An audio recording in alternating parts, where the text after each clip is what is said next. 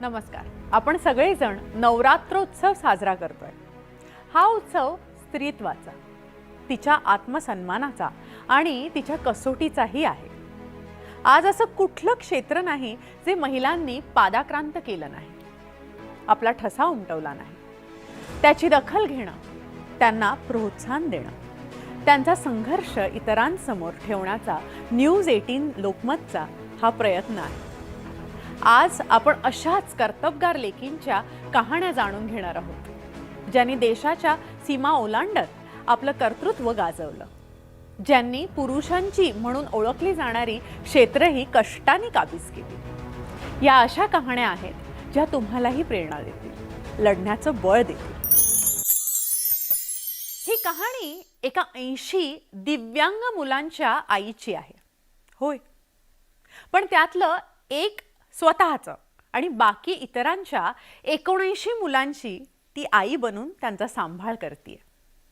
जिथे आपलं पोटचं एक दिव्यांग मूल सांभाळणं अत्यंत कठीण असतं, तिथे इतरांच्या आयुष्यात आनंद भरण्याचं काम त्या करतायत. या दिव्यांग मुलांनी आयुष्यात भरारी घ्यावी म्हणून त्यांची सुरू असलेली धडपड अभिमान वाटावी अशीच आहे.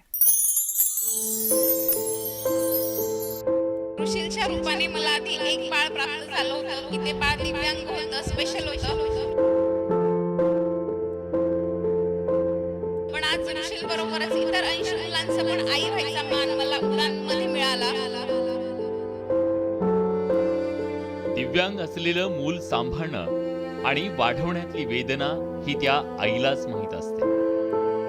पोटचं दिव्यांग मूल सांभाळतानाच्या जाणीवेतून ही माऊली आज 80 दिव्यांग लेकरांची आई बनली आहे. आपलं दुःख बाजूला सारून या दिव्यांग मुलांच्या आयुष्यात आनंद भरण्याचं काम हर्षाली चौधरी करतायत. माझा मुलगा ऋषील हा वयाच्या 7व्या वर्षी अचानक त्याला दिव्यांगत्व आलं आणि ह्याच्यातून मला जाणीव झाली की का दिव्यांग पालकांना किती सरावासाठी आपल्याला किती स्ट्रगल करावा लागतो. आणि ह्याच एक रिझन होता की मला मुलांविषयी जास्त आपुलकी वाटायला लागली की मुलांच्या आयांचे म्हणजे त्यांच्या पालकांच्या अडचणी लक्षात आल्या आणि ऋषील मल्टीपर्पज फाउंडेशन संचलित उडान दिव्यांग प्रशिक्षण केंद्राची स्थापना झाली. उडानमध्ये अगदी जन्माला आलेल्या बाळापासून तर 6 वर्षापर्यंत असा अर्ली इंटरव्हेन्शन ग्रुप आहे.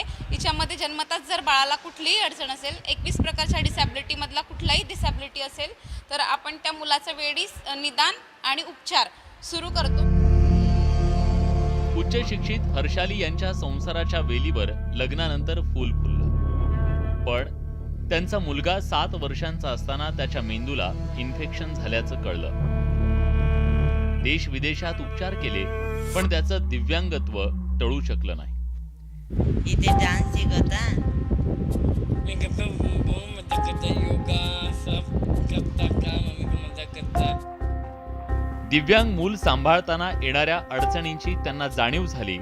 त्यातून त्यांनी मुलगा ऋषीलच्या नावानं मल्टीपर्पज फाउंडेशनची स्थापना केली. त्या अंतर्गत उडान दिव्यांग प्रशिक्षण केंद्र उभं केलं. ही मुलं शिकून एकदमच डॉक्टर इंजिनियर बनू नाही शकत, म्हणजे ते त्यांची बौद्धिक क्षमता तितकीशी पुरी नसते किंवा शारीरिक तितकी कॅपॅसिटी नसते त्यांची. त्याच्यामुळे त्याच्याबरोबरच आपण व्यवसाय शिक्षणालाही फार भर देतो आणि व्होकेशनल ट्रेनिंगमधून आपण व्यवसाय शिक्षणाकडे जातो. आणि त्यातून ज्या मुलांना रोजगार प्राप्त करायचा आहे, म्हणजे ज्या मुलांची आर्थिक फार चणचण आहे, अशा मुलांसाठी आपण एक उद्योग केंद्र सुरू केलं आहे. जगात आपला पहिला बचत गट आहे की आपण त्या बचत गटांतर्गत विविध वस्तूंची निर्मिती करतो आणि यातून येणारा पूर्ण इन्कम म्हणजे जे त्यातून जे प्रॉफिट मार्जिन आहे ते मुलांच्याच अकाउंटमध्ये जातं. उडान फाउंडेशन सण उत्सवांच्या निमित्तानं दिव्यांगांना व्यासपीठ देतं. या ठिकाणी चॉकलेट, बुके, अगरबत्ती सारख्या 70 उत्पादनांची निर्मिती होते. मुलांना त्याचं प्रशिक्षण दिलं जातं. या दिव्यांग विद्यार्थ्यांच्या पंखांना स्वावलंबनाचं बळ दिलं जातं. मुलं जसे वाढत गेले तसं मला त्यांची चिंता खूप भासत गेली. परंतु मला हर्षाली मॅडम यांचं उडान दिव्यांग फाउंडेशन ह्याची माहिती मिळाली. त्याच्यानंतर मी त्वरित तिथं संपर्क साधला. इथं आल्यानंतर माझ्या मुलांमध्ये अतोनात बदल झाला. तो म्हणजे शारीरिक, मानसिक आणि आर्थिकदृष्ट्या स्वावलंबी कसे बनतील या दृष्टिकोनातून माझ्या मुलांना पुरेपूर इथं माहिती मिळाली. मॅडम केवळ एका मुलाची आई नसून इथं दिव्यांग जे मुलं इथं या क्लासमध्ये आलेले आहेत त्या सगळ्यांची एक चांगली पेरेंट्स म्हणून जबाबदारी निभावतात.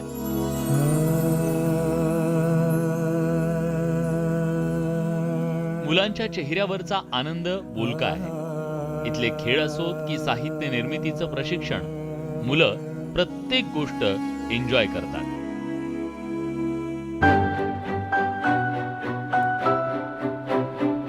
घरातल्या 2 मुलांसाठी सुरू झालेल्या उडाण सेंटरमध्ये आज 0 ते 6 वयातली 30 तर उद्योग प्रशिक्षण केंद्रात 50 मुलं-मुली प्रशिक्षण घेत आहेत. संस्थेमध्ये आम्ही 5 मुलांपासून सुरुवात केली होती. तर आज 80 मुलं आहेत आमच्या संस्थेत आणि आम्ही संस्थेमध्ये मुलांचे जे त्यांचे फिजिकली जे हे असतं ते त्याच्यावर आम्ही जास्त काम करतो आणि त्या आपल्या जीवनामध्ये पुढे कसे आपल्या स्वतःच्या पायावर उभं राहू शकतील याच्यावर आम्ही काम करतो.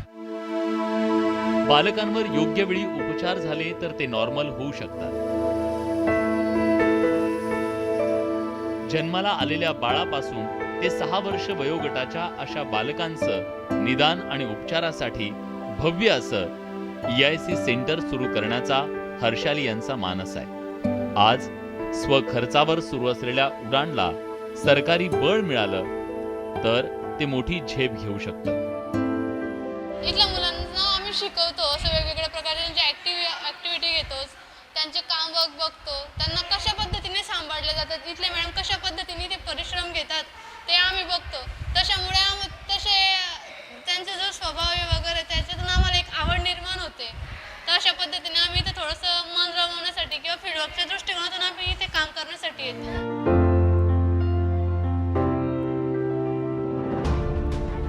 महाराष्ट्राला सामाजिक कार्याची मोठी परंपरा आहे. यात अनेकांनी उपेक्षितांसाठी आपलं आयुष्य झिजवलंय. जिथं आपलं पुढचं दिव्यांग लेकरू सांभाळणं वेदनादायी असतं तिथं हर्षाली 80 दिव्यांग मुलांची आई बनल्या. मी त्यांना त्यांच्या आईप्रमाणे वाटते. त्यामुळे त्या आजच्या काळातल्या सिंधुताई आहेत असं म्हटलं तर वावगं ठरणार नाही. नितीन नांदुरकर, न्यूज 18 लोकमत, जळगाव. खरंच कमाल आहे ना. अशी ही माणसं आपल्या अवतीभोवती आहेत म्हणून तर सगळं सुरू आहे. असं म्हणतात ना, मंजिल उन्हीं को मिलती है जिनके सपनों में जान होती है. पंख से कुछ नहीं होता, हौसलों से उड़ान होती है. दुर्दम्य इच्छाशक्ती शिवाय कोणीही असं काम करू शकत नाही.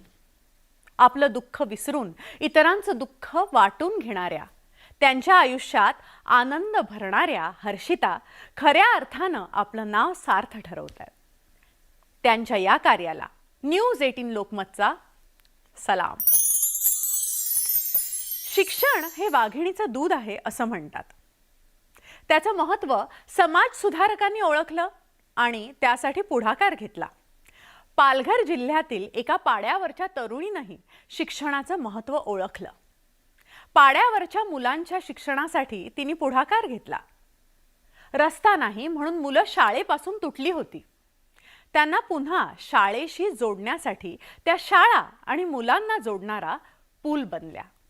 एका आदिवासी पाड्यावर शिक्षणापासून वंचित राहिलेली पण इतरांच्या शिक्षणासाठी धडपडणाऱ्या या सावित्रीच्या लेकीची कहाणी तुम्हाला नक्की प्रेरणा देऊन जाईल.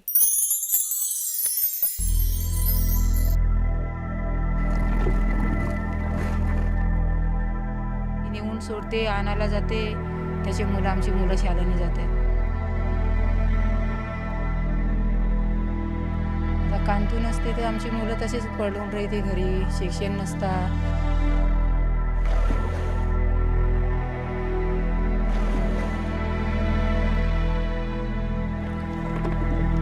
तलावातल्या याच पाण्यानं कांताताईंची शिक्षणाची वाट अडवली.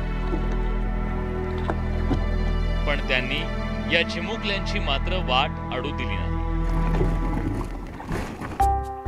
शाळा आणि मुलं यांच्यातला त्या आज पूल बनल्या. भिवंडी शहरातल्या पलाटपाडा या आदिवासी पाड्यातील कांताताईंनी पाड्यावरच्या मुलांच्या शिक्षणासाठी पुढाकार घेतलाय. त्या रोज बोटीनं शाळकरी मुलामुलींना शाळेत पोहोचवण्याचं काम करतायत, अगदी मोफत. म्हणजे असं की बोटीचाही प्रवास नव्हता, कारण बोटी तर नव्हत्याच म्हणजे तेव्हा. असं म्हणजे एका पाईप टापा होता, म्हणजे त्याच्याने म्हणजे जाऊ शकत नसायचं. मग तेव्हा मी असं एक दिवशी मुलं भिजत जाताना मी बघितली. मग मला असं म्हणजे वाटलं का मी हे काम करावं असं मला वाटलं. मग मी ते मुलांना विचारलं का तुम्ही भिजत दररोज जाता का? ते बोलते हां मी दररोज जाते भिजत. मग त्या दिवसापासून मी मुलांना सोडत राहिली, कारण की ते मुलांना वाटलं का तुम्हाला चालत जाण्यापेक्षा हे आवडलं का हे आवडलं. तर ती मुलं बोलली का आम्हाला बोटीत गेल्यावर म्हणजे आम्ही भिजतही नाही आणि आमचं म्हणजे लुसगानी होत नाही, बॅग बी काहीच भिजत नाही, कारण पाऊस आहे म्हणलं. मग मी त्यांना आता दररोज सोडते. पलाटपाडा ते उसगाव या 2 गावांच्या मध्ये हा तलाव आहे. शाळा ही उसगाव मध्ये आहे, मात्र रस्ताच नसल्यानं बोटीनं प्रवास करावा लागतो. गावाला नुसती पायवाट आहे, त्यामुळे मुलांना जिल्हा परिषद शाळेत जाण्यासाठी जीवाची कसरत करावी लागते. कांताताई मला होडीत नेऊन सोडते.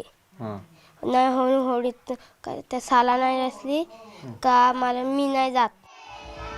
शिक्षणाचं महत्त्व गावकऱ्यांना कळतं, पण गावातल्या परिस्थितीचं गांभीर्य प्रशासनाला कळेना, म्हणून ही स्थिती. कांताताई अशा परिस्थितीत धावून आल्या, म्हणून आज मुलं शाळेत जाऊ शकतायत.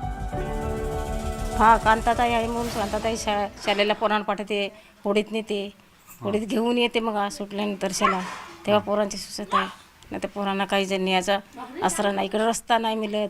ते मुलं शिकली नसती, मुलं जाती नसती, मग कुठून गेले असती, जायचा परवास नाही, याचा परवास नाही. लहान लहान मुलं ते कशी जाती. मग कांता आहे म्हणे, कांतामुळे ते मुलं जातात शाळेने. प्रपंच सगळ्यांनाच आहेत, पण त्यापेक्षाही समाजासाठी काहीतरी करण्याची भावना त्यांच्या मनात आहे. आपली पदरमोड करून इतरांसाठी झटणारी माणसं क्वचितच आढळतात.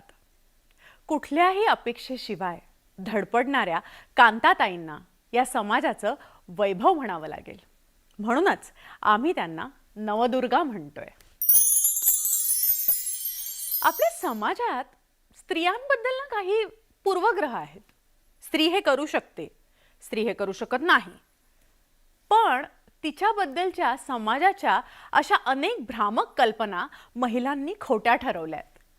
जुन्नरमधल्या अंगठे बहादर फिटरबाईंनी नुसतं गॅरेज उभारलं नाही, तर ते पुरुषांच्या नाकावर टिचून जिद्दीने चालूनही दाखवलं.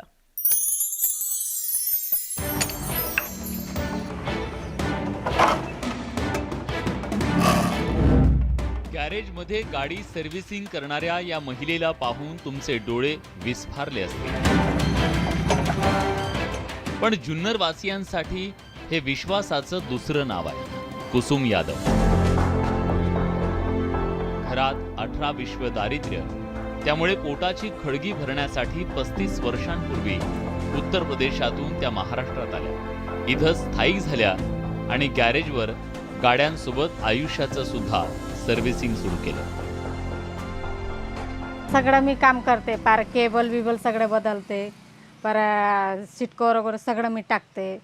म्हणजे आता मी सगळं करू शकते, तसं नसलं तरी थोडा वायरिंग बिरिंगचं ते करते. इंजन काम एवढं नाही येत, पण करते मी तेवढे काम करते. क्लच पेटा वगैरे खोलून ते बसवते मी.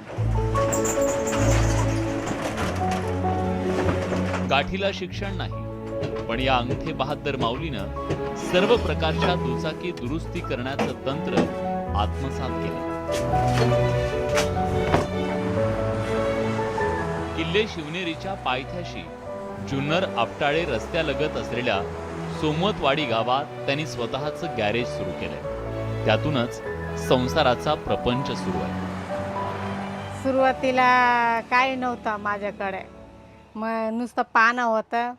आले का गाड्या आपल्या खोलायच्या, दुरुस्तीन करायच्या. मग हळूहळू आपला सगळ्या गाड्या खोलायला लागले, काम करायला लागले. मग थोडे पैसे वाचले, मग कर्ज काढले, मग हे स्वतःचे आपला गॅरेज बांधले. आता स्वतःचे मी काम करते सगळं. पंचक्रोशीतील अनेक दुचाकी ताईंकडे दुरुस्तीसाठी वेटिंगवर असतात. त्या हिटरबाई म्हणून इथं प्रसिद्ध आहेत. शिवनेरीच्या पायथ्याशी असलेलं आमचे कुसुमताईंचं गॅरेज. कुसुमताईंचं गॅरेज म्हणजे या परिसरात असलेली महिलेचं गॅरेज ही एक वेगळी ओळख आहे. गेली 13 वर्षापासून आम्ही या ठिकाणी गाड्या रिपेअरिंगसाठी येतो. पहिल्या वेळी आम्हाला असं वाटलं की महिलेचं गॅरेज म्हणजे करू शकते का नाही, पण एक प्रयोग करून पाहू म्हणलं, थोडं वेगळं वाटलं आणि मग गाडी या ठिकाणी रिपेअरिंगला आणली. तर एक चांगल्या पद्धतीने सर्व्हिसिंग त्यांनी केली. सर्व्हिसिंग केल्यानंतर आम्ही अनेक मित्रांना सांगितलं. मग अनेक मित्र या ठिकाणी सर्व्हिसिंगला येतात, सकाळी गाडी सर्व्हिसिंगला लावतात, त्यांचा फोन येतो, संध्याकाळी घेऊन जातात. छोटे छोटे बारकावे गाडीमधले काही प्रॉब्लेम येत नाही. सर्व्हिसिंग केली ना त्यांनी, गाडीला कुठला प्रॉब्लेम येत नाही. आमच्या गावातली एकमेव एक महिला आहे ज्यांच्या इकडं गॅरेज आहे. यांचं काम आम्हाला नेहमीप्रमाणे चांगलं असतं. आम्हाला कुठे पुण्या मुंबईला कुठे जायला लागलं तर आम्ही यांच्याकडे गाडी सर्व्हिसिंग करून गाडी चेक करून इथून जातात. म्हणजे आम्ही तिथं जाऊन परत इथं येतपर्यंत आमच्या गाडीला काही त्रास होत नाही.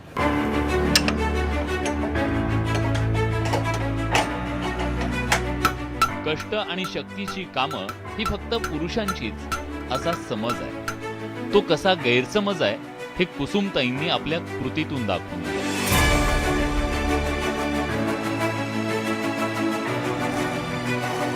क्षेत्र कुठलंही असो, सचोटीनं आणि जिद्दीनं पाय रोवून उभ्या राहणाऱ्या महिला समाजाला त्यांच्याबद्दलचा दृष्टिकोन बदलायला भाग पाडतायत.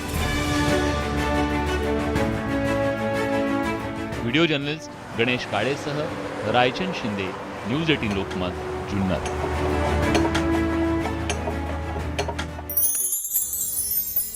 जिद्द आणि कष्ट करण्याची तयारी असेल तर काहीही अशक्य नाही हे कुसुम यादव यांनी दाखवून दिले. हे काही बायकांचं काम नाही असं म्हणणाऱ्यांना कुसुम यांनी कृतीतनं दिलेलं हे सणसणीत उत्तर. न्यूज 18 लोकमतच्या नवदुर्गा या विशेष कार्यक्रमात आपण आज इथेच थांबतोय. तुम्हाला या दुर्गांच्या कहाण्या कशा वाटल्या आम्हाला नक्की कळवा. उद्या पुन्हा भेटूया नव्या दुर्गांसह. तुर्तास धन्यवाद.